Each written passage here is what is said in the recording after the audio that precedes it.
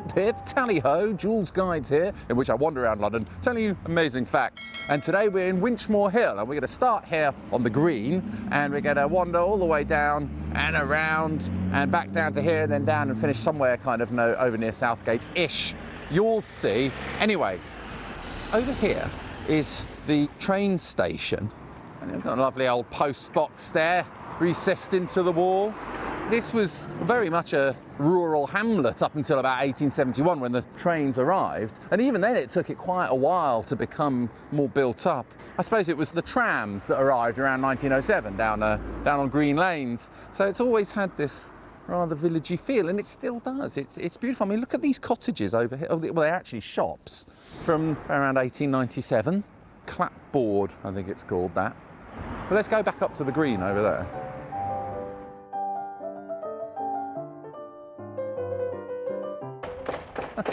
Little door. Bakers were small back in those days, eh? Yeah, they must have been.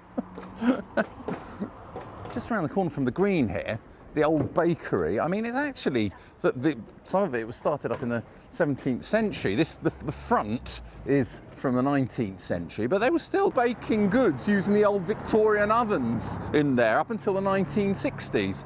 So it's stopped being a bakery now, and it's a private residence. In my Charles Dickens recent film, the fellow was telling us about how on Christmas Day, some people wouldn't have actual kitchens in their houses, and they'd go to these local bakers to go and cook their turkey or whatever, or to cook their food or something. Yeah, so they'd have gone to places like that because the bakers would have stayed open on Christmas Day. I found that quite interesting. I mean, the green here, back in the 1860s, it was much bigger. They had a pond, and they had a communal water pump. And actually, you might recognise it from the Mike Leigh film, Secrets and Lies. Timothy Spall has his. Have you seen that film? I have seen it. Yes, Timothy I like Spall, that film. the character played by him. He has a photographic studio. We mentioned him quite recently, didn't we? Yeah. On the end of the Broadwalk here, just on the edge of the green. This is the other one of the oldest buildings in Winchmore Hill. It's about 250 years old, this. It's called Rowan Tree House. Originally it was about 7 windows wide. You can kind of tell from the roof how wide it originally was. Now they've turned it into 2 buildings. But originally it was like from around sort of 1750s or so. But look at later on in the video, we're going to end up walking all the way around there and through the park, and I don't know if we're going to end up coming back onto this street, so I just want to mention it now. These are listed, this is listed, this paving, and this is where all the fancy houses are. I mean, I think Rod Stewart used to live up here as well. I was expecting it to look slightly more classical than that. It's a modern sort of looking, the Levens it's called, number 9, where Rod Stewart lived, and where the X Factor house was. Did I read that James Caan lived there as well? James Sonny Caan. Corleone. Sonny Corleone. What a miserable place. Well, it's a bit of a walk to the local shop, but other than that, it's all very grand down here, very fancy.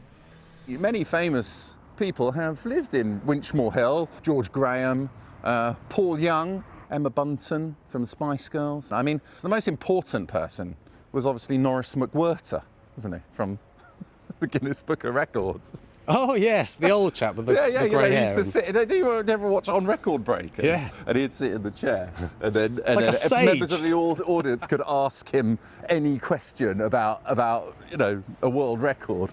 They always tried to catch him out. Which tree in the world has the most leaves? I think that was the only one he couldn't answer, actually. I think that was famously the one, because he always got all the questions right. You know, who holds the record for having the biggest head in the world or something? You know? And then someone came out and said, which tree has the most leaves? He went, I don't know. It was this big, amazing moment, if you're a kid aged 10. Parasite, look. Parasite. That's well spotted, Simon. Mistletoe growing on the tree. I bet they have to guard it at Christmas time because people try and climb up there and cut it down and sell it for a fortune, don't they? Mistletoe, it's not that cheap. Come on, Simon, give us a kiss. Come on then. It's only at Christmas you're supposed to kiss under the mistletoe. You better not try it.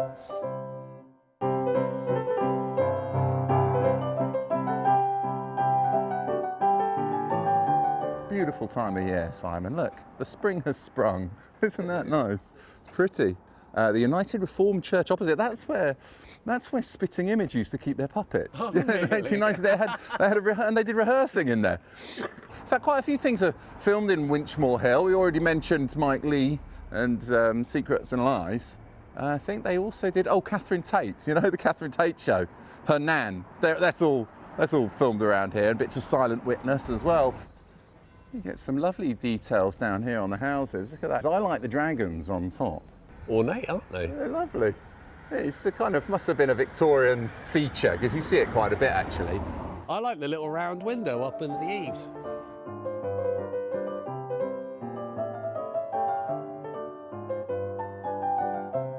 We've just come round here to Green Lanes. This is where the old trams arrived in 1907, causing the whole area to become a bit more built up. And I guess that's why they needed a police station, which was built in 1915. It's a listed building, that, by John Dixon Butler. He was a famous guy who designed lots of these police stations. He did the one in Mile End, and, well, you can recognise the style. Done loads of those. It only lasted 98 years, though, because it got turned into flats, I think, in 2013. But I mean, it looks like a new build, doesn't it? I mean, it's been cleaned up. Look at it. It looks like repointed and everything. It just looks brand new. Yeah, the pointing of the brickwork. But I like the fact they've kept the nice blue lamp outside. It's a good name, actually, for someone to design police stations. Dixon, like Dixon of Dock Green. But we're just going to nip around the corner here.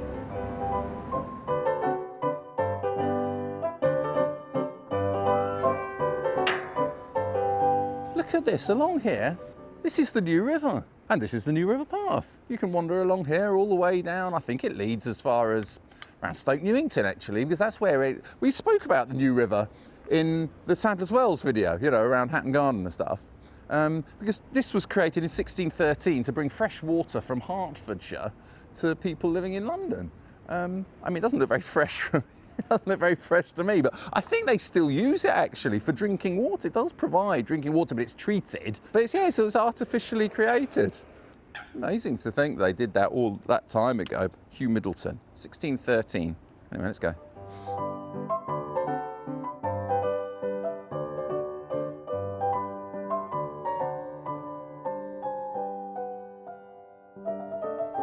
I say, look here, Simon.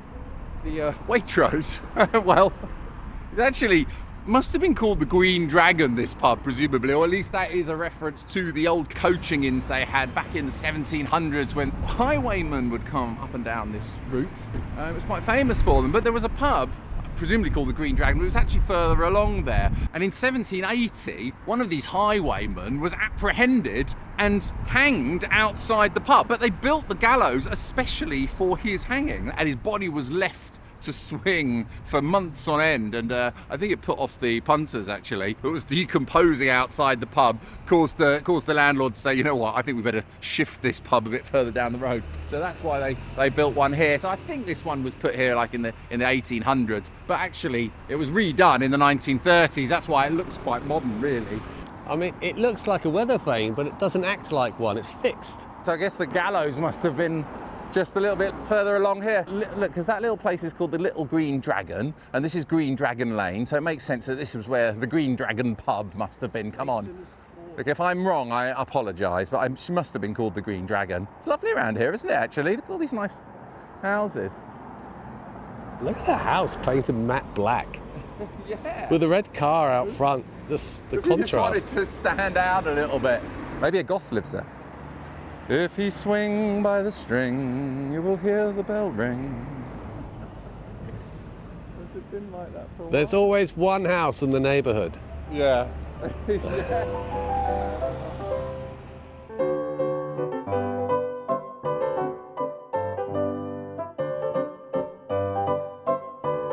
It's probably the prettiest street we've been on so far in this walk. And look, Simon, points.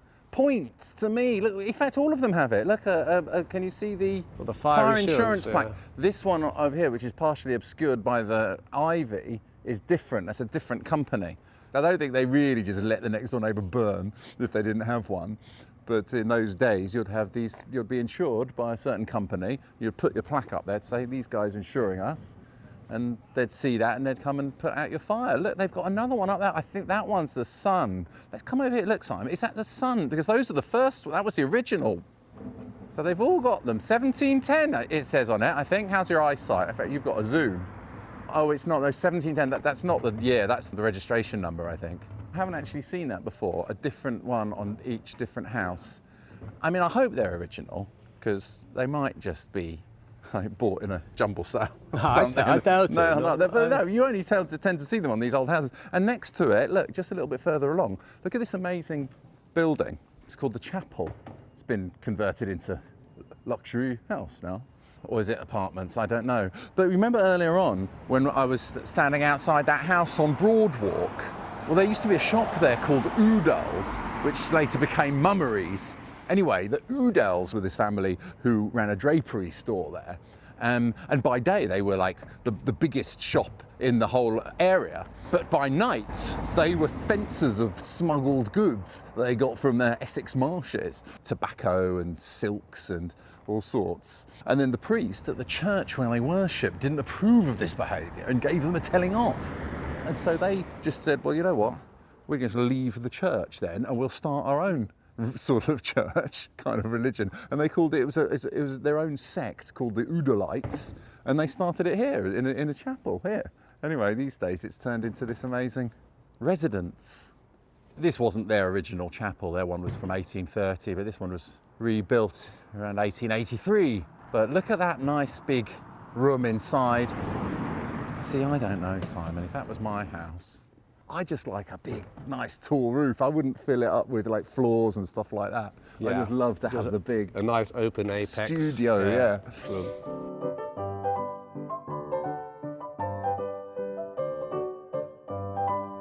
Barber Close, opened in 1947, so named after the first mayor and freeman of Southgate. Someone told me that this was built, all these houses down here, let's have a look, were built by Italian prisoners of war, and they ignored the instructions, so they just built them all a lot bigger to Italian standards and added extra rooms. They're supposed to be rented out by the council, I believe. I don't know if that's true. It's good enough for Joolz guides. More of these slatted kind of early 19th century cottages here. Look, these ones, I think it's all from early 19th century. It's very quaint and pretty around here, isn't it, Simon? And then on the end here is the King's Head pub. We're back on the green. We saw this, look, the green over there.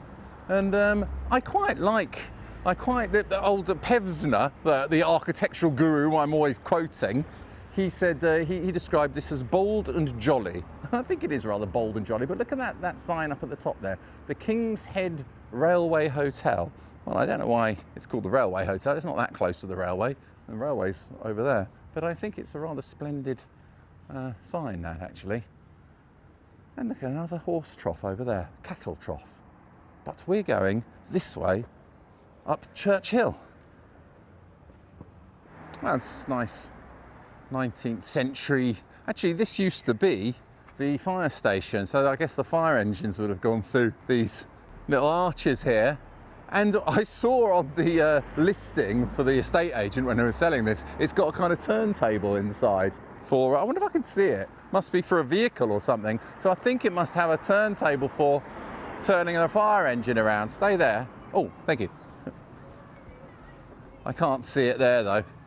I wonder where it is. Oh yeah, I can actually. Look at that, in the listing for on the estate agent, it said that was like a turntable for a vehicle. I suppose it would have been much smaller. A horse would have dragged the fire brigade fire engine along, wouldn't it? Yes. It would have been some sort of vehicle with I don't know, pumps and buckets. Who knows? But that's rather quaint. I like that. And it's just a little bit further along from the Quakers meeting house. Now this is nice. I like this. It's quite interesting actually. I quite like the curved wall here, this bit. That's deliberately curved like that because in the days before they widened the road, when it was narrow, they needed somewhere to turn around their carriages. They've been worshipping on this site since 1688, but I think originally it was just like an old barn, but then they rebuilt this in 1790s. Quakers, they're also known as a religious society of friends who meet at a meeting house, not a church, because they believe that the people are the church. They're famously pacifists and abolitionists in the past. Yeah, they've got a lovely little graveyard.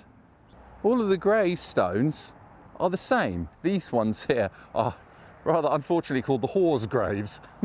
They're not graves of whores, they are the whore, as in H-O-A-R-E, the whores' graves. And one of them was a famous abolitionist, went on to be a banker, they were bankers as well. They're in Hampstead. If you've ever been up to Hampstead, you know, next to Jack Straw's Castle, near the Whitestone Pond, there's that big house, Heath House, and it's just in such a state of disrepair. It's been like that for years and years, all covered in scaffolding. But that's where one of these guys lived. Which one? I think it was Samuel Hoare.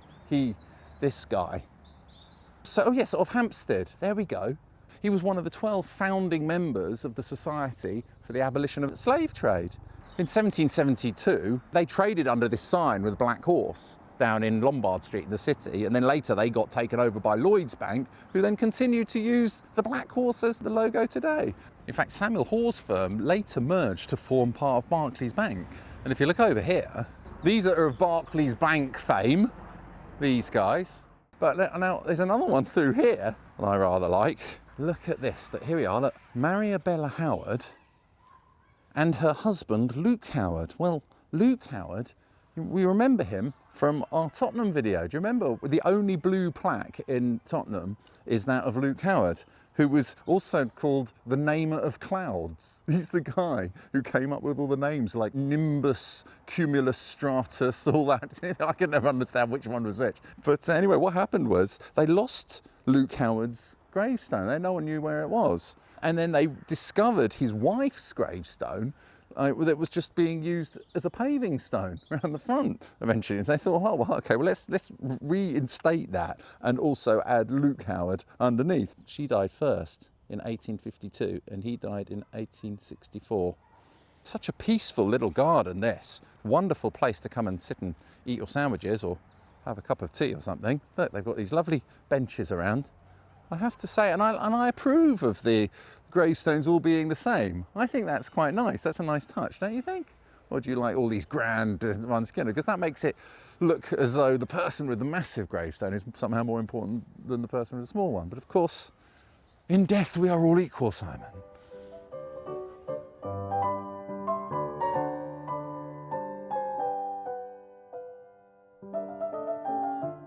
For heaven's sake, join me over here. Look at this rather curious gate post here. Look, it says Hill House Gate Post. Look, you've got a little hinge there on the side.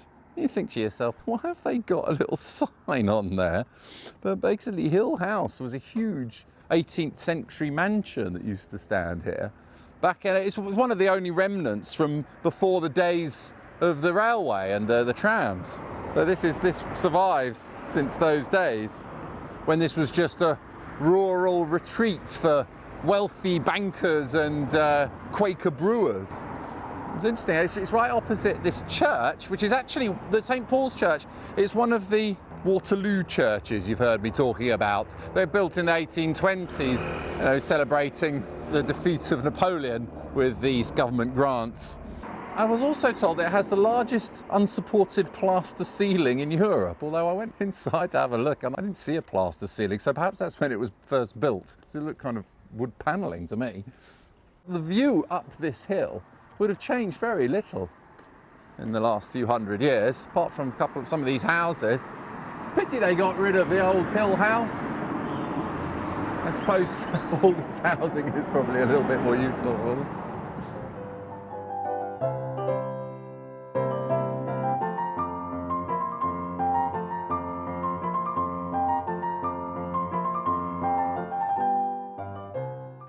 Through here in Grovelands Park, that's the Grovelands. These days, it's actually the Priory Clinic. You know, where famous people go to recover from drug addiction and alcoholism and things like that. That was built in 1797, designed by John Nash. It was supposed to be one of his grandest mansions, they say. Built for a fella called Walker Taylor, who was a brewer. And then it passed to John Taylor of Walker Taylor Brewery fame. whose family stayed here until the First World War. And look, you can still see this ditch here that goes around it. That was from the days when they used to have red deer roaming around here, because this was all his estate. And so that would prevent the deer getting in or something. I mean, it's not so much of a ditch anymore. It's called a ha-ha ditch. And in the First World War, it was used as a military hospital. It was around the time of the war that it then passed out of the hands of the Walker Taylor Brewery family and became more public park. Imagine being able to just, what a house to live in. These wonderful ground houses, a bit like Kenwood House, you know, they always have this wonderful aspect. Looking down upon the lake. And actually, I think this is all like rainwater that just drops off people's roofs and then goes underneath the ground and through pipes and whatever. It's rather splendid, I like that. The lake itself here was designed specially by Sir Humphry Repton, the most famous landscape gardener of his day. And the idea is that from one side of the house, you can't see the end of the lake. And the other side, you can't see the other end of the lake. So for wherever you are in that house, it looks like this is a long flowing, much longer sort of rivery type lake. Is rivery a word? I don't know. Some remnants of it still survive, like that, what's now a cafe. That was part of the estate.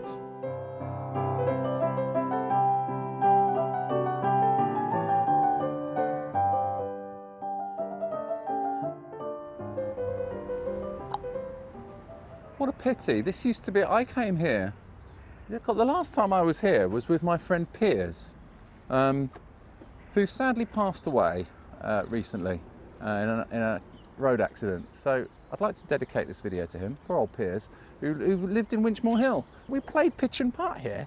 Golf closed, what a pity. I really enjoyed that, it was quite a nice little course. Don't they have a Zoom? Oh, they've got a Fab. Is there a Zoom? That's the question. You know who invented the Magnum?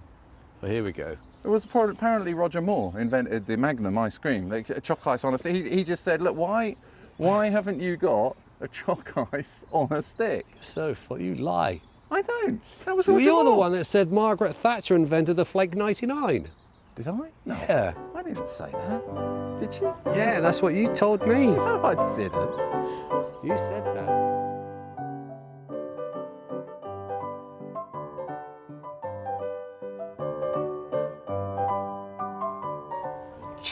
Cheers Simon. Cheers everybody. Thanks for joining me for that rather splendid walk around Winchmore Hill. Don't forget to hit the subscribe button, please, pretty please, with a cherry top if you like the videos. And also you can go over to my website, joolzguys.com, where you can leave a donation or buy some merchandise and buy my books and see lots more videos. See you next time.